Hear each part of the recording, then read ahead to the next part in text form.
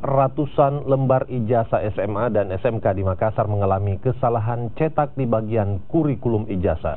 Seharusnya kurikulum yang tercetak adalah 2013, namun yang tercetak adalah kurikulum tingkat satuan pendidikan. Ribuan lembar ijazah SMA dan SMK di Makassar, Sulawesi Selatan mengalami kesalahan percetakan di bagian belangko kurikulum pada ijazah. Dinas Pendidikan Provinsi Sulawesi Selatan telah melakukan perbaikan dan seluruh sekolah telah mendapatkan belangko ijazah yang sesuai dengan kurikulum yang diberikan, yakni kurikulum 2013. Belangko ini dinilai sangat penting karena merupakan dasar utama universitas untuk menerima calon mahasiswa baru. Dengan kejadian seperti itu, kita melaporkan kembali kepada Dinas Pendidikan bahwa ternyata kita punya sekolah itu berbeda dengan belangko ijazah yang datang ke sekolah.